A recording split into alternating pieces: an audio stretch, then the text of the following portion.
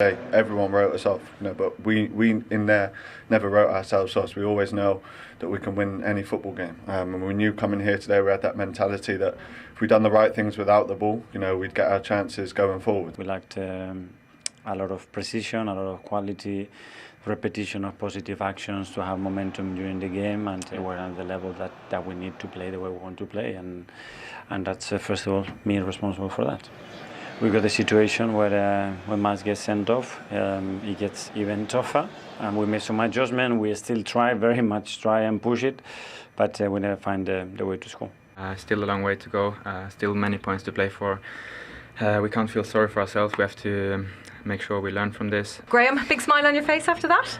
Yeah, there has to be, of course. Massive 3 points for us. Really committed performance. Thought the players were amazing. Tactically very disciplined. And the players, whilst not being perfect, were close to it in terms of their intention, in terms of their effort, in terms of their understanding what we're trying to do. Really, really good. Kel, frustrating today. Why do you feel the team wasn't able to be at its best today? Well, I think we started the game and we never get grip of the game because we were so inconsistent with the ball. And we started to give so many balls away, so we never got enough sequence of positive actions one after the other that could generate threat, momentum, win the territory and the areas that we want to conquer. And that allowed that the game was always a flick of a coin, and they were very direct with the play. They had team when you allow them to run, especially with very simple giveaways, it's a dangerous team, and without really creating much. And the chance that they have, they put the ball in the box, they have the quality individually to deliver those moments. And after that becomes a difficult game, a more difficult game. We made some changes, we tried to generate some momentum, and we would look like we could get that. Then we get the red card as well, with another big mountain to climb. We tried to react to that with some of the adjustments, and we generated with a lot of energy, putting a lot of emotion, effort into it, but without really specific quality moments to unlock their back. Yeah. Why did you feel that they struggled with the decision-making today? Was it nerves at times? I don't know. It's the general play from the beginning wasn't there. But after there were moments that we got a bit more of flow and credit to West Ham as well. The way they set up, they were really aggressive in their duels. Those 50-50 balls, they got away with it a lot of time. And yeah, when you are not at your best there, you have to be at your best in many other areas. And today wasn't the case. Yeah, you mentioned West Ham being good on duels. They had a game plan. They were defending their box really well. But do you feel like it was also about not being able to create these connections, especially in that final third? Yeah, because the moment we got into the areas that then you have to unlock something, we didn't, basically. But it's down to me as well. So it's my responsibility, and I don't want to take that into the players. But today we weren't at the level required to convincingly be better in the position for long periods of the game. How did you feel about the red card? I don't know. I haven't seen the replay. I don't want to see it. It's done. The decision was made. Let's move on. And finally, of course, there are still 12 games to be played, but it feels like a big blow in the title race, regardless of what happens tomorrow. How do you see it? Yeah, because we've been very consistent. I think 15, 16 games in the Premier League without a defeat, winning a convincing way. And today at home, when you have the opportunity now to generate again that momentum, you don't do it. So it is painful, but this is sport. Tomorrow is another day. We're still in February. There's a lot to play for, and we need to feel the pain today. I think we deserve that.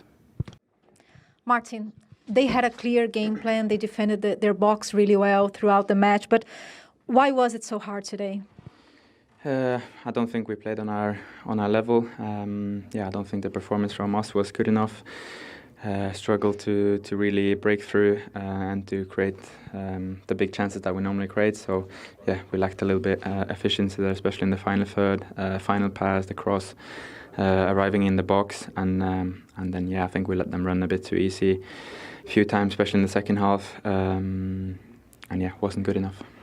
Why do you feel there was at times this lack of composure in these decisions? I don't know.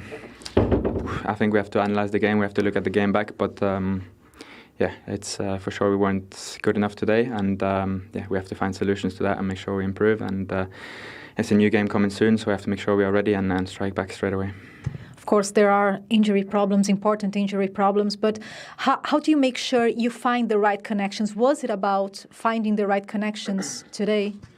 Yeah, I think we have to focus on the players that are available, you know. So I think we have enough quality to do more than what we did today. And as I said, I think we lack that quality, efficiency, especially in the final third around the box. We have to be sharper and better there and make sure we create more and score the goals that we need. And yeah, also the goal we concede is too easy. So yeah, there's a few things we can work on. Mm-hmm. How do you come up with these solutions quickly? Because there are 12 games to play still, but you still are going to miss those players. And as you mentioned, you need to focus on the players you do have available. Yeah, it's no time to feel sorry for ourselves. We just have to make sure that we improve. As I said, we have a new game in a short time, and yeah, we're going to be ready and we're going to strike back. And that's the main thing now, to move on to that and make sure we do better. And there are still a lot of games to be played, but it feels like a major blow to the title race. How does it feel for you guys? Yeah, we lost today and we're obviously really disappointed. But yeah, it's a long way to go. We have to look at the next game now, make sure we win that, and then yeah, work from there. Today, what was key to the victory for you? Just everyone working so hard.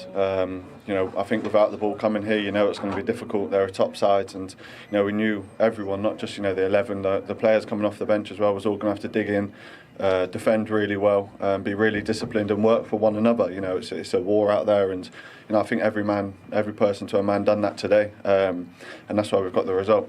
Yeah, impressive defensive discipline as well today. Little bit of a different shape, it looked like it. Can you tell me more about that?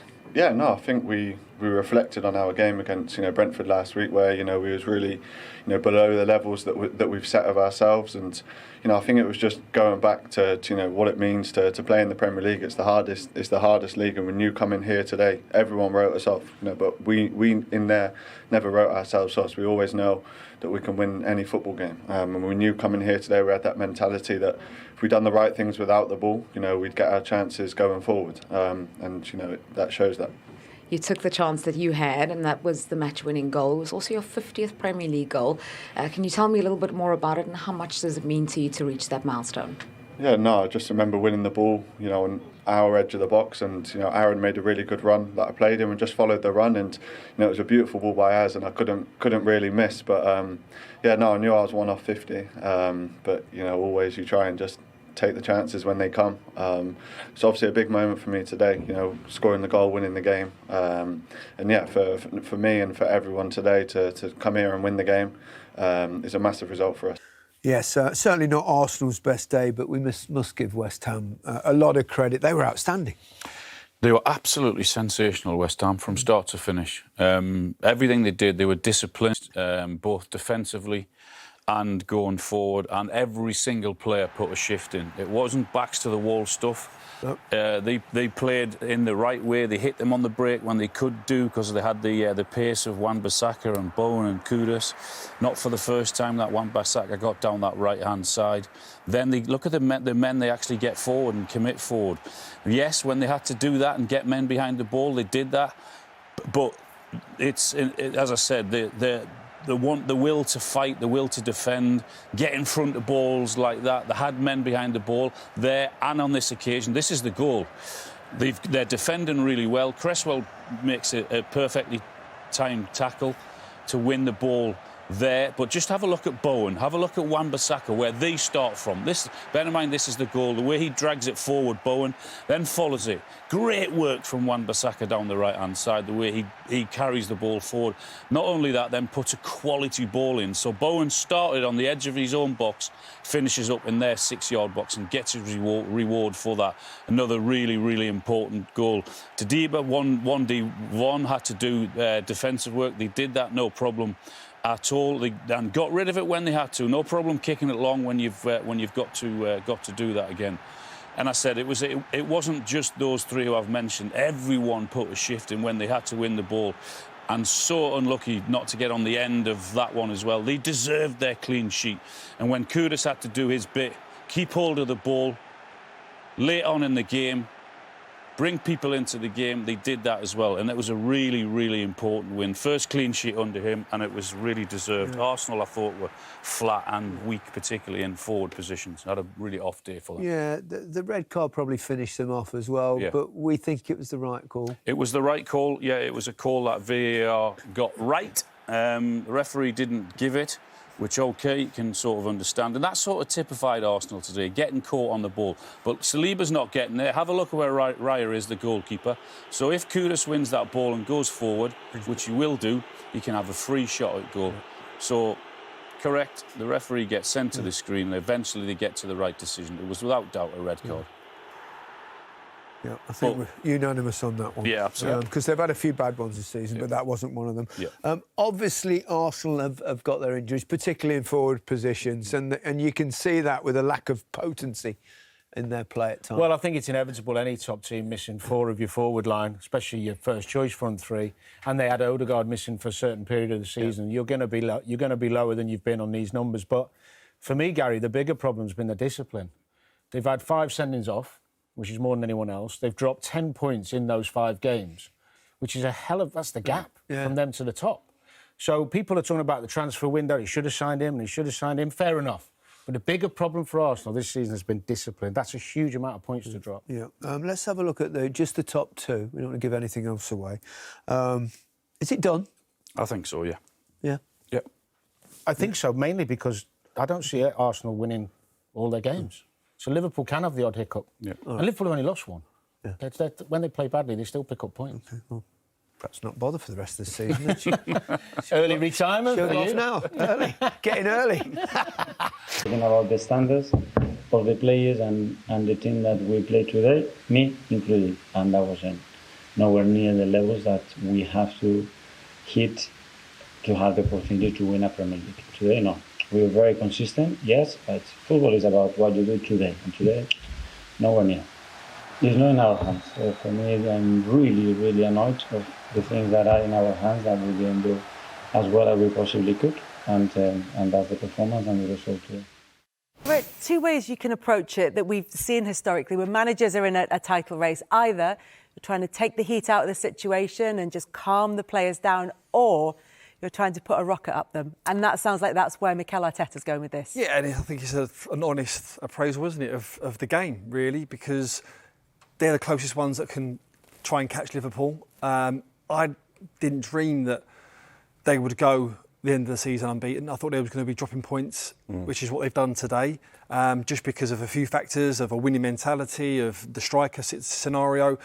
But it's a hard one that for Mikel Arteta, because he had to go in there and state what's happened today, but also try and keep spirits and momentum high because they've still got games to go. So, but it's a true reflection of where they're at the moment. Is it about the timing of this defeat by West Ham as much as anything, and the level of performance following on from a period of games in which Liverpool were held to a draw in the Merseyside derby? It was a really narrow, nervy win against Wolves, who are a team who are just outside the bottom 3 in the Premier League, and then there was the midweek draw against Aston Villa. Is it about the timing? Yeah, I think so more than anything. I think he would have looked at it, and also with Liverpool's next games in terms of Man City and then Newcastle the week after, or the next game, him going, if we can get a win here today and really put a bit of pressure on Liverpool, then what happens, obviously, it's out of their hands with what goes on with Liverpool. But I just think it's a tough one for him to swallow, and he likes being in control. He likes having that winning mentality. I think he's showing signs now and glimpses that is this squad really up for winning a Premier League title. And the other thing that's interesting about that is that as much as we're looking potentially at that game against Newcastle in midweek as being tricky, that's the night in which Arsenal are off to Nottingham Forest. Then they've got Manchester United. That they don't have. And look, take away Manchester United's position in the table and some of the performances that we've seen, it's still on paper a tricky fixture. Yeah, and you could see, we watched the game earlier on, we watched the whole game, and they're searching. Mikel Arteta is searching for the right formation, the right personnel. He tried last week with Sterling. Marino comes on up, scoring 2 goals. Right, that's the answer. We found that he's going to do it again today. It didn't work for them. They're certainly missing Bukayo Saka. We all know that. But I don't think I've enjoyed watching them as much as I have done in previous years this year. I think they've been a tough watch. I've never really seen that fluidity, the movement, the excitement about their play. They've got sort of bogged down with set pieces and everything's about that. And it's been a tough watch for them, you know, and especially this year where they would have felt, you know, with Manchester City struggling so much, they thought this is our opportunity, you know, and they've really not taken it. And I know they've got injuries, but you can see he's bringing Declan Rice off at the end of with I don't know how many minutes to go, but he's bringing him off in the game. He can't find that rhythm in the team that he wants. And this is a time, and especially the last few years, he's got in his own way at times, you know, and he's sort of trying to do it and he wants to win so much and he's getting a little bit too nervy. That then transmits to the fans. I think they've just got to try and stay calm and just get some rhythm. Forget Liverpool right now. Just make sure that they start getting some rhythm, winning some games. And you said they got Nottingham Forest in midweek. I mean, I couldn't think of a tougher place to go right now. That's really difficult for them. They've got to find a way. They've got to go to Anfield as well. But it might well be over. that he's looking at that, you know, bringing Declan Rice on, as you said, I think it was 56 minutes where he made the change. It might well be thinking about, I've got tough fixtures coming up. And sending off some Costam as well, Kelly, this year. And we can all Miles talk Lewis about Skelly some of them have been, you know, but there's not been many of them. There's been a lot of it's been self-inflicted, I think, when I look at Arsenal, and it's very easy to blame everyone else, but the performances fundamentally haven't been good enough so far. And Steve is absolutely bang on. There's no way that Liverpool are going to stay unbeaten from now on. There's no way that Arsenal are. So it's just a case for Liverpool right now of just looking and taking, like, this is a huge opportunity for them. Can they take it? Make sure they stay calm. They've got so many options off the bench, which is obviously the complete opposite to what Arsenal have got from an attacking point of view.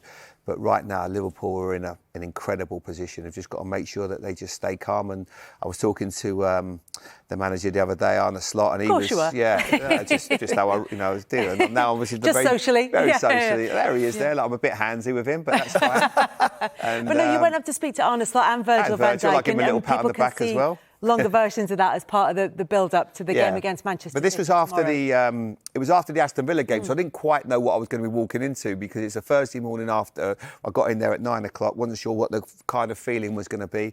I'd love to have done the interview now because they'll be so excited. But they were great. But even then, how did you get? I got a real feeling of like there is a calmness about him. I mean, Virgil's never flustered, is he? He's such a cool, calm character. So, and even the manager, I have to be honest, like, forgetting football, because we talk about a lot of managers and what they're like as a human being. But take it aside from that, the manager was such a nice man. That's the one thing that I took away from it. I was like, wow, what a good guy. You know, he loved his football. You know, just talking. Once the cameras had stopped rolling, I thought, you're a good guy. You're a nice man. You know, managers, my dad was a manager, yours was. A lot of them have egos. A lot of them can be difficult. They can be tricky. They can be tricky, we can say that. We know that. And they can be a little bit complex. But I got the feeling he's just a really nice guy and he's doing a great job. And I think Liverpool just have to stay calm and keep doing the business. Having said all of that and all those things that are in Liverpool's favour ahead of the game tomorrow, it's not been a perfect season. It's not been a season of perfect performances. No. It's not been one of those Manchester City usually led seasons in which are pushing 90-odd points to try and win the league. The game tomorrow is a really interesting one because Liverpool are coming off a couple of below-par performances. Manchester City have gone out of Europe in midweek, but they've preceded that with that big win against Newcastle, who themselves were off form. It's really hard to gauge which way that one goes. Yeah, and I think it takes a little bit of pressure off today with Arsenal's result today, going in that they don't really need to get a win. A draw will probably be good enough as well.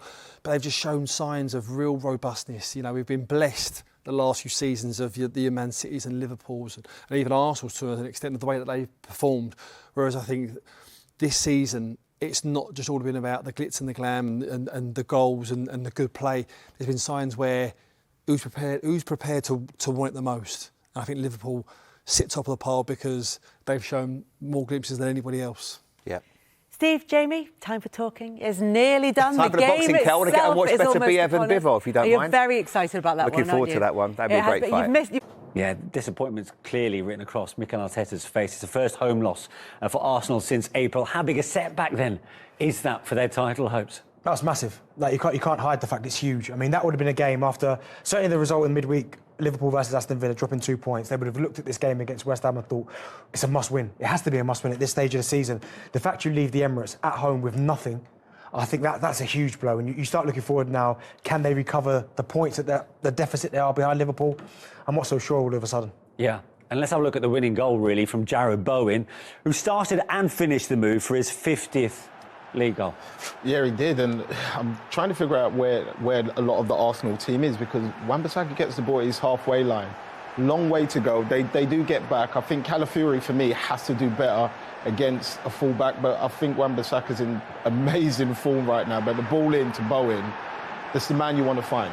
And he's diving header, he just makes sure he hits the target and it flies in, but he goes in there untracked, doesn't he? Yeah, he does. I mean, it's the only place the ball can land, and it does. And even if you look at it from a bigger perspective, Jared Bowen doesn't sprint once in that build-up. He plays it out to Aaron Wan-Bissaka and almost just trots through the middle of the park. No one picks him up. No one goes, well, hold on, who's got that runner? And I said, it's a fantastic ball from Aaron Wan-Bissaka, but defensively from Arsenal, it's a really poor goal to concede. And their job in the second half, Arsenal's that is, to turn things around, got even harder, of course, when reduced to 10 men. And what about this from Miles Lewis-Skelly? I mean, there's no arguing, I suppose, is it? I mean, his second red card this season. No, I mean, obviously the first one we know wasn't a red card. This one, it is a red card, because the next touch from Kudus, he can even have a shot at goal. And I think David Raya's position in this situation is key, because if he wants to, Mohamed Kudus, he could shoot a goal because David Raya's way out of his goal. Yeah. But for me, right, it's definitely a red card. Oh, yeah, 100% a red card. I feel sorry for the young lad. I think he's got to move the ball a lot quicker. He doesn't do so. Kudos pounces on that, and the man that he sees red again this year. And I think for him, it's a lesson he's got to learn as a young player. I've been there in a position as a young player and been sent off, and it's not a nice feeling. 5 red cards. You said that one's been rescinded. The first one, of course, for Lewis-Skelly. But you look at the 5. That's 2 more than the next highest in the Premier League. And the results, they've only managed to win 1 of the 5. What do you take from that, Darren? And to be honest, you know, if you are going to pick Liverpool, surely you need to show more mettle, more character. I think character is a big word, because if you look at, certainly in the majority of those red cards, it's petulance. And there's no excuse for that. Kicking the ball away, when you know the rules at the start of the season, if you kick the ball away, you're going to be booked for it. And I think the worst part about it is a little bit naive. When you're on a booking yourself and then still make that decision, that's where you can't forgive that. But Arsenal again this season, they're going to have to learn. They're going to have to keep going to the very end, hope for a bit of luck. Can I see that happening in Liverpool dropping that many points? I really can't. To Goodison Park next, as 2 sides in contrasting form when United. And indeed, Liverpool fans will like that sight as well. 12 games for Liverpool and Arsenal to play each.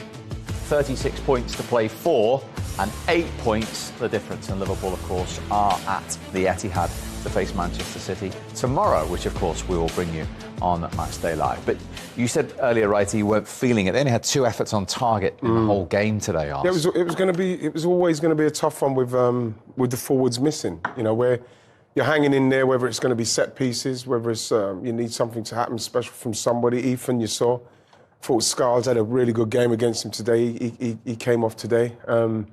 You know, not enough creativity. You know, we didn't do enough. I thought West Ham, you have to give them credit for the defending they done, but you just felt like as the game was going for me, Steve, I just felt like more and more I can't see where we're going to get the goal from. You saw at the end there, trying to lump it in with crosses, and you got Mavropanos, you got Kilman, you got big guys in there, Souček clearing it. It seemed like we completely run out of ideas in this moment. Yeah, and as Righty said, that you could feel the anxiety in the stadium, the supporters. They knew the enormity of today. You could, and look, West Ham didn't come there to entertain. They sat in, they got something on the break.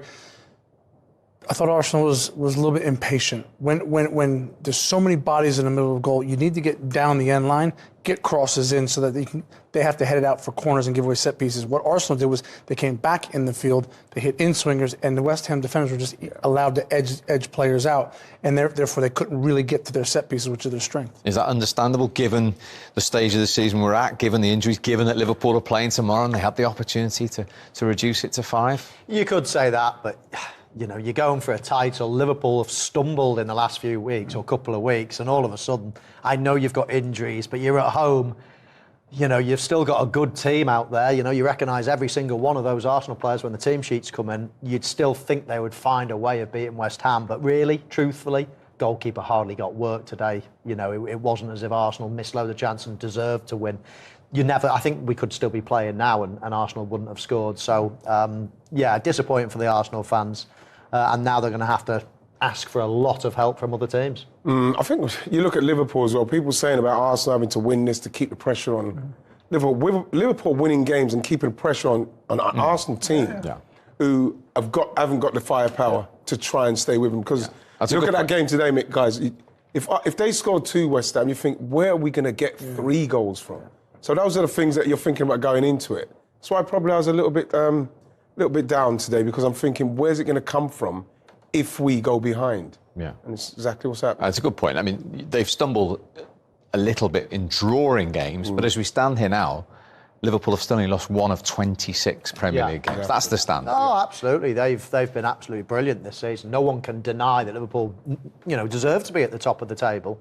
However, we're looking, at the running and thinking, can Arsenal do it? Now, I mean, you do the maths. Liverpool have got to get 29 points out of 36. It's not a banker still. It's not a banker. 29 out of 36 is some good, but that's assuming Arsenal win it, and that's probably the hard thing, because as Righty said, they're struggling for firepower, but they've got to aim to do that now, because anything less than that, and you'd think Liverpool will do it. And you were disappointed with the goal conceded today, because it was actually Arsenal had it on the edge of West Ham's penalty area. Again, we were going for it. It was pushing hard, and you look where we are on the edge of the box. You see, Bowen's the one who started it, and I think that you've got to watch him. You've got to keep your eye on Bowen. I think that right there you could see midfielders. There he is.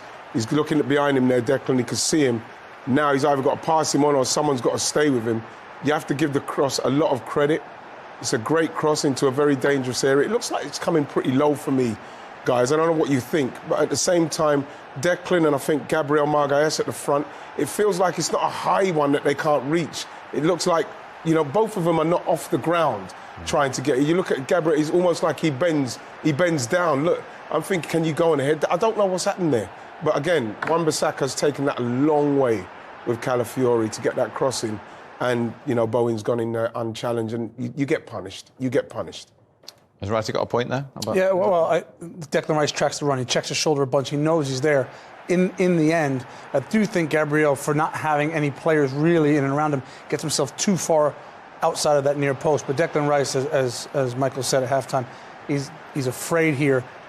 Own goal? Yeah, he's afraid to get an own goal once he doesn't really quite square his shoulders up. And in the end, still a really good ball in from Wan-Bissaka.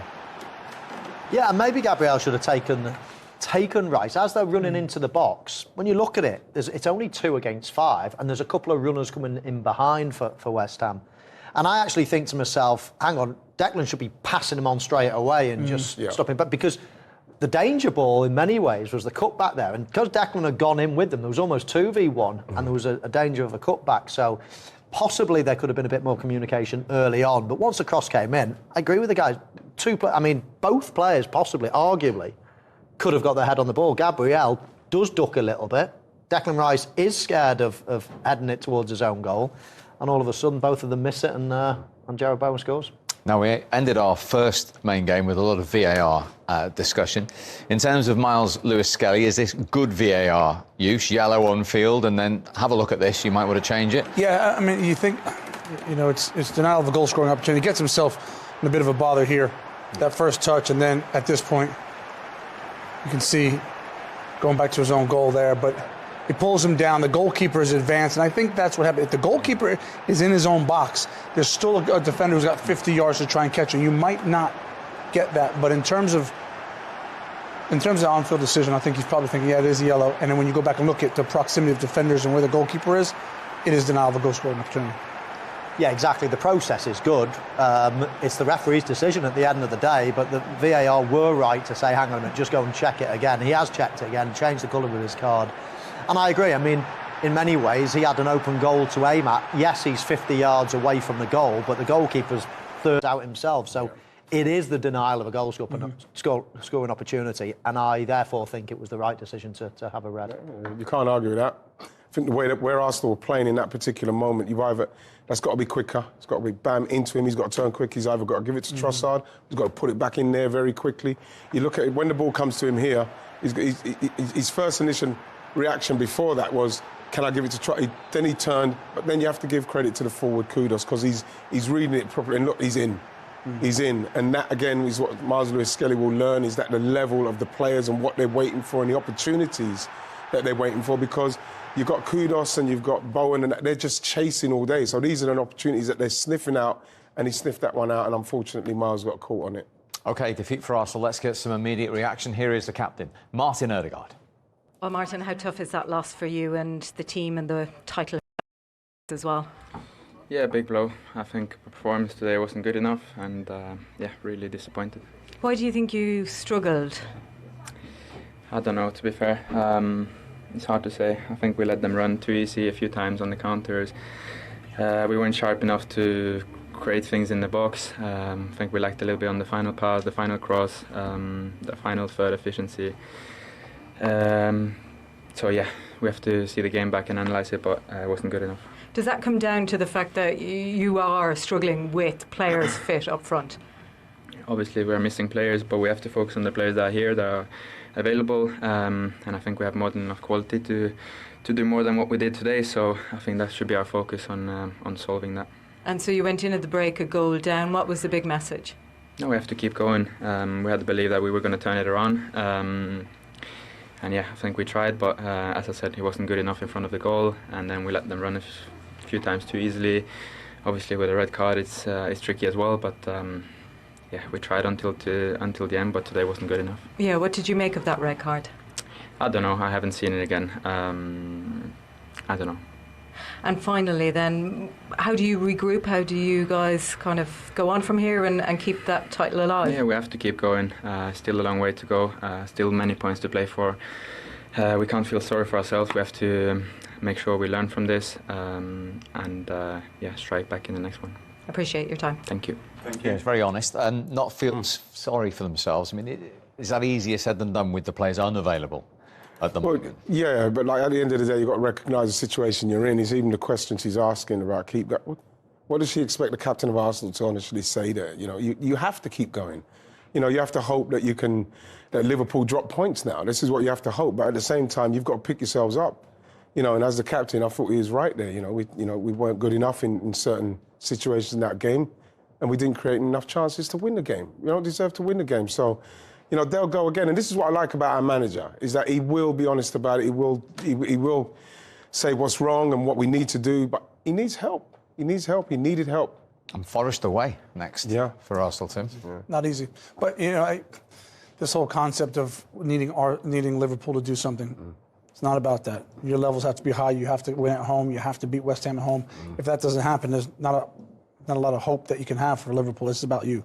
So take us inside. You're a current Liverpool player in the team hotel. See that result come in today before you go to the Etihad tomorrow.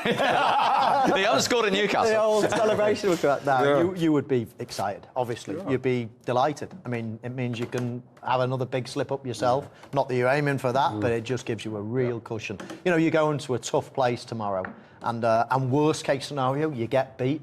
No damage done. In fact, it's another game ticked off this weekend. So it's a positive. If you say to Liverpool at the start of this weekend, you're both going to, you know, drop the same amount of points this weekend, they'd probably have taken it. It's another game off. Liverpool have had the harder game.